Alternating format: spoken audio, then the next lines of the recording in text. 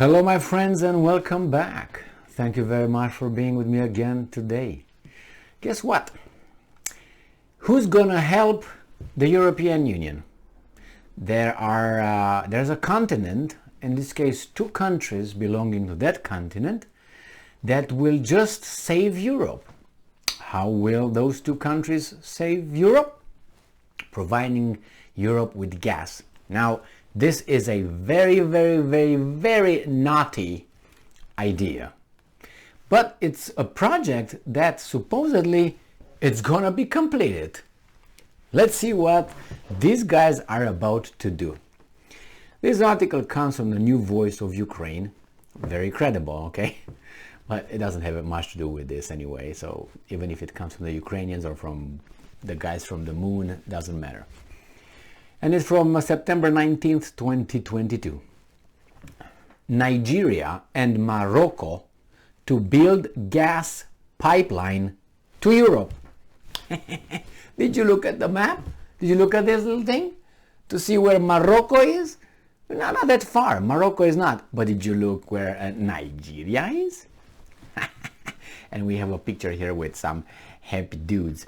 We have a woman who's doing the neocolonialism, you might say, with the two African leaders. Now, that's okay. Business is business. Money is money.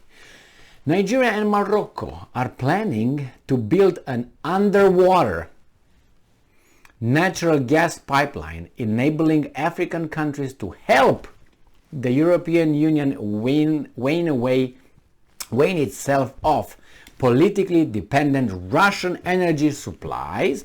The Economic Community of West African States, ECOWAS, said in a press release on September 17. Now my question is this. So they wane themselves off political dependent Russia energy. So Europe will not depend on Russia anymore, will depend on Nigeria and Morocco. Yeah, but this one they can bomb just like this if they, you know what I mean, get offline like 1 degree to the right or to the left, they're bombed. So the corresponding memorandum was signed by National Nigerian Petroleum Company Limited, NNPC, Moroccan Office of Hydrocarbons and Mines, ONHYM, and ECOWAS Energy Commissioner. So the thing is going. It is going to happen. The proposed pipeline would connect the Nigerian and Moroccan gas networks, enabling Nigeria to supply both Europe and West Africa with its natural gas. Very good. Very good. The project involves 16 African countries and would stretch for 6,000 kilometers along the continent's Atlantic coast, ensuring energy supplies to landlocked Nigeria, Burkina Faso, and Mali. Nigeria has the highest known natural gas reserve of all on the continent, at least 5.8 trillion cubic meters and potentially up to 17 trillion. The country has already emerged as a major supplier of liquefied natural gas. Those people must be rich. All of them. Remember how the Arabs used to do, some still do, they get from the revenues, oil revenues, and distribute checks to their population from the wealth of their land, natural resources. If Nigeria would do the same thing, I bet they would be one of the richest in the world, like Venezuela. But why isn't Venezuela okay?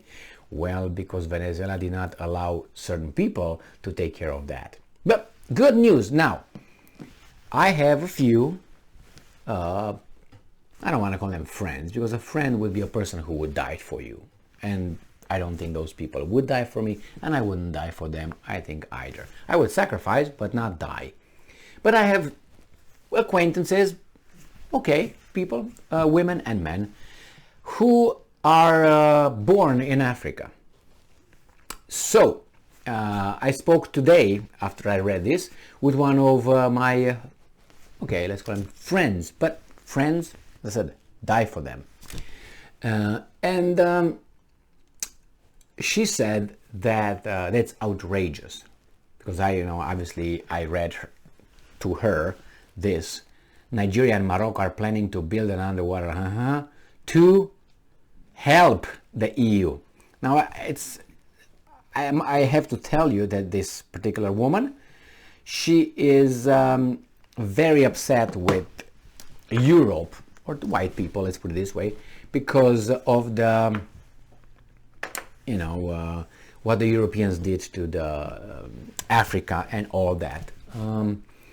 So nevertheless, she's very upset, not only now with the Europeans, she's upset with those two countries that she sees them as weasels, not weasels, that's my translation of whatever word she said. Stupids, that's what she said. No, she said idiots, actually. And she said that it's unbelievable how these guys are still, providing the Europeans and all that after all these, years when they were, the tyrannical rule of the European countries and so on. So she's very upset with the former colonial powers, but she lumps everybody together, not only, the 5-6 countries that really were colonial powers, European, they lump the European as everybody. And nevertheless, I made a joke today because she said that she's gonna go and watch, because sometimes it's nice to mess around with people. So I said, well, are you gonna go and watch that movie, The Woman King, or something like that? She said, yeah, I'm planning to go on this weekend. Okay, I said, that's good. But I said, why do they, she was like a women power or something like this. And I said, well, but why would they say the woman king instead of saying the woman queen? I mean, why would they want to keep the patriarchy still there? She looked at me like I was, why would you just push your finger on the wound?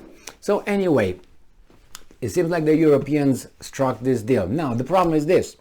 They have to invest in order to extract more than it's possible, than they already extract, because otherwise that means that Nigeria and Algeria, they will have to take from other countries and send it to these guys. So those countries are their brothers, in Africa. So then they either extract more so they can keep everything okay each here and then send it over there, or they're going to take from their brothers and send it over there. And this reminds me of those times when again Europeans came at the coast of Africa, and these guys, the same leaders of these tribes and countries, they were providing the Europeans with the supply because there was a demand for slaves. So what is this? Do you think that those Nigerian and whatever leaders will give the money as the Arabs, some Arabs, distribute the wealth, or they're going to just keep it for themselves as they usually do? Thank you very much for being with me again today. Stay strong, stay smart, look for the truth, and be just.